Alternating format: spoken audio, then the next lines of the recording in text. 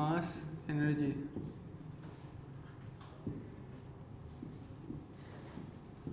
तो पहले के लोग क्या सोचते थे कि मास और एनर्जी का जो कंजर्वेशन है वो सेपरेट होता है, मतलब दोनों का कोई आपस में रिलेशन नहीं है। लेकिन आइंस्टाइन ने बताया कि मास और एनर्जी आपस में रिलेटेड है। उन्होंने एक फेमस फार्मूला दिया, E=mc²। इससे पता चलता है कि कोई बॉडी अगर जिसकी मास m है तो उसकी इक्विवेलेंट एनर्जी इससे E=mc² से हम बना सकते हैं। ठीक है, जैसे सपोज किसी बॉडी का मास 1 ग्राम है तो उसकी इक्विवेलेंट एनर्जी कितनी हो जाएगी, E=1 × 10⁻³ so standard unit kg में ला रहा हूँ। और c की वैल्यू कितनी होती है, 3 × 10⁸ मीटर पर सेकेंड। तो हो जाएगी 3 × 10⁸ का होल स्क्वायर मीटर पर सेकेंड। तो ये कितना आ जाएगा, 9 × 10⁻16 यहाँ से, और इंटू 10⁻³ तो हो जाएगा 13 जूल हो जाएगा। तो इतनी एनर्जी इक्विवेलेंट है 1 ग्राम के बॉडी की, 9 × 10⁻13 जूल। ठीक है, तो ये हो गया E=mc²।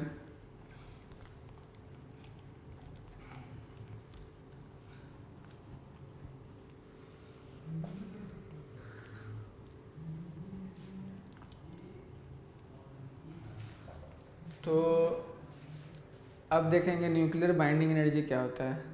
तो जैसे कि हम न्यूक्लियस में जो एक्चुअली मास डिफेक्ट एक होता है, एक कंसेप्ट होता है mass defect.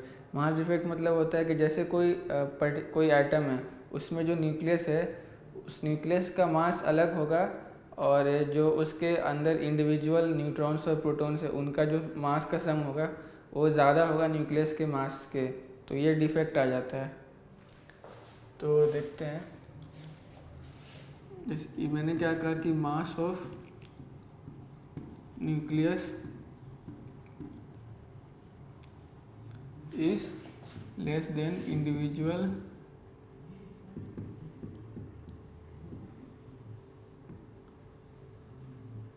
Mass of neutrons plus protons.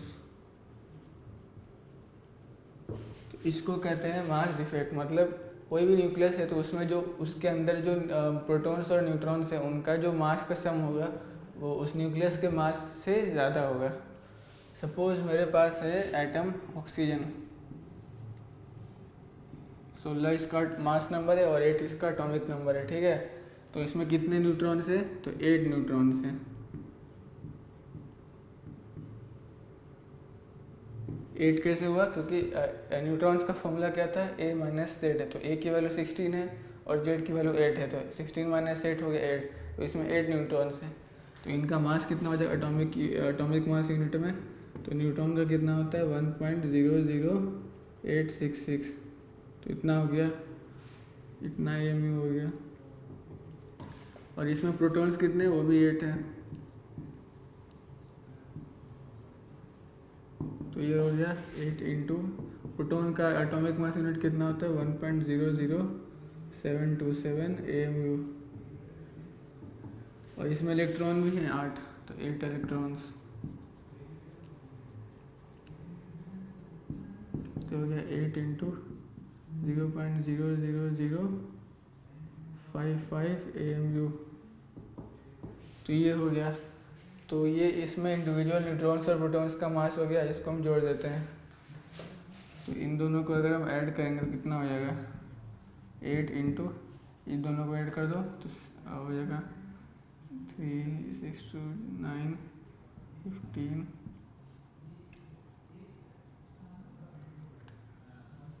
Sorry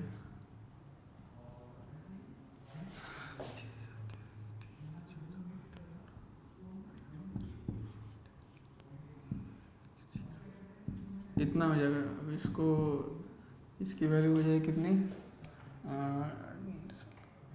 16.1274।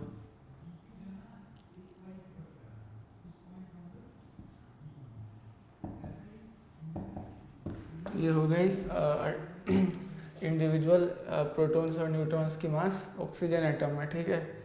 अब एक्सपेरिमेंटली जो मास हमारे पास है पता है इसका, वो है 15.99493, इतना है, ठीक है। तो ये उसका इंडिविजुअल एक्सपेरिमेंट से पता है ऑक्सीजन के इसका एटम का मास। अब इसमें से 8 इलेक्ट्रॉन का मास माइनस करना पड़ेगा, तभी तो उसके न्यूक्लियस का मास पता चलेगा एक्सपेरिमेंटली कितना है। तो ये हो जाएगा -8 इंटू 0.00055 AMU। तो इसकी वैल्यू आ जाएगी 15.99053, इतनी AMU इसकी वैल्यू आ जाएगी। तो इंडिविजुअल प्रोटॉन और न्यूट्रॉन का मास का सम कितना निकाला था हमने, 16.12744 AMU। और एक्सपेरिमेंटली जो मास पता चला उसमें से हमने इलेक्ट्रॉन्स का मास को माइनस किया, क्योंकि इलेक्ट्रॉन्स न्यूक्लियस के अंदर नहीं आता है, तो उससे पता चला इतना बार है। तो ये इसका मास ज़्यादा है जैसे कि हमने लिखा था, तो इसका जो डिफरेंस है उसको कहेंगे हम लोग मास डिफेक्ट। तो इसका मास डिफेक्ट कितना हो जाएगा,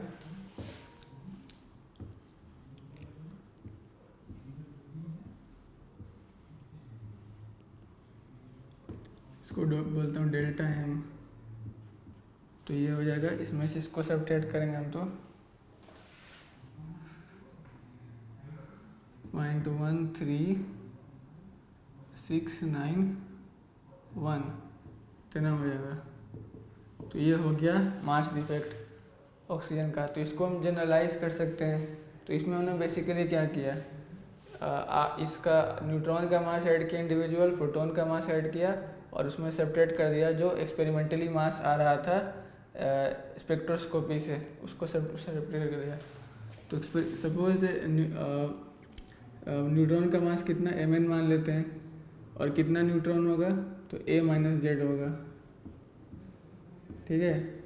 प्रोटॉन कितना होगा तो Z होगा, और जो एक्सपेरिमेंटल मास है उसको M मान लेते हैं, ठीक है। तो ये हो गया, और उसमें से और इलेक्ट्रॉन का मास को M मान लेते हैं। तो डेल्टा M की कितनी हो जाएगी वैल्यू, फॉर्मूला अगर बनाए तो A - Z into Mn plus Z into MP, ठीक है, minus M minus Z ME, ये हो गया वैल्यू, ठीक है। तो एक्सपेरिमेंटल मास है जो यहाँ पे ये था, उसमें से इलेक्ट्रॉन का मास घटा दिया हमने 8, और तो ये हो गया मास डिफेक्ट। तो ये फॉर्मूला हो गया मास डिफेक्ट का।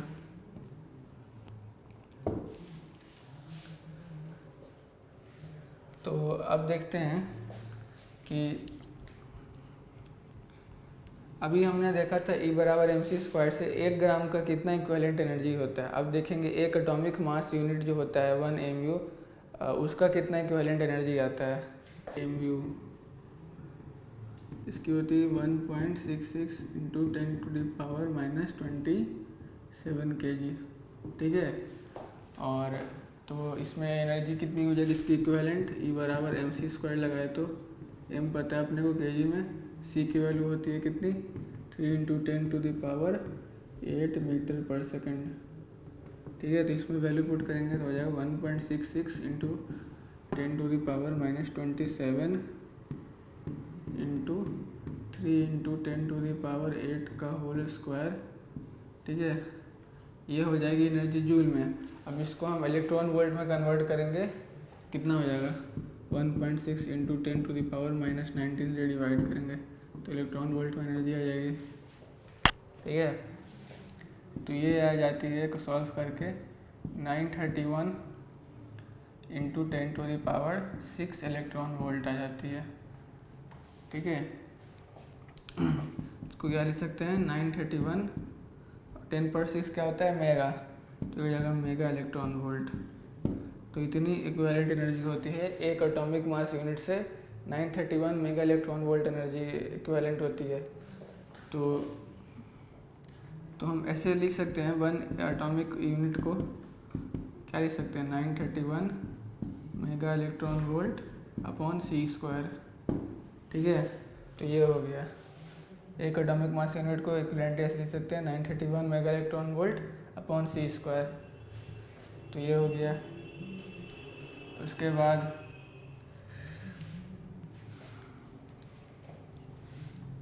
तो ऑक्सीजन का कितना हो जाएगा फिर? ऑक्सीजन का हमने निकाला था डेल्टा में इतना निकाला था, तो इसको इससे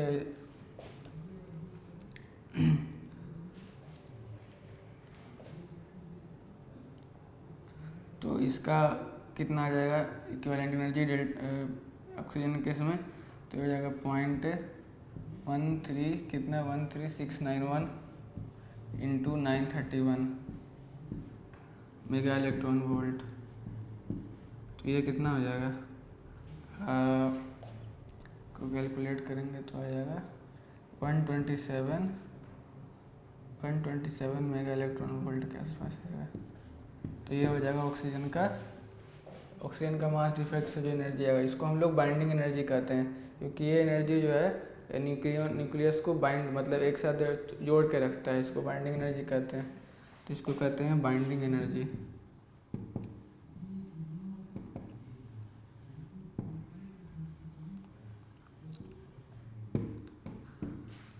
अब एक और टर्म आता है बाइंडिंग एनर्जी पर न्यूक्लियन, मतलब जो टोटल बाइंडिंग एनर्जी है मास डिफेक्ट का इक्विवेलेंट निकाल के E बराबर mc² करके, तो उसको हम उसमें जो टोटल नंबर ऑफ न्यूट्रॉन पर प्रोटॉन है उसके सम मतलब टोटल न्यूक्लियन से डिवाइड कर देते हैं, तो उसको हम लोग बोलते हैं बाइंडिंग एनर्जी पर न्यूक्लियन बोलते हैं। तो उसका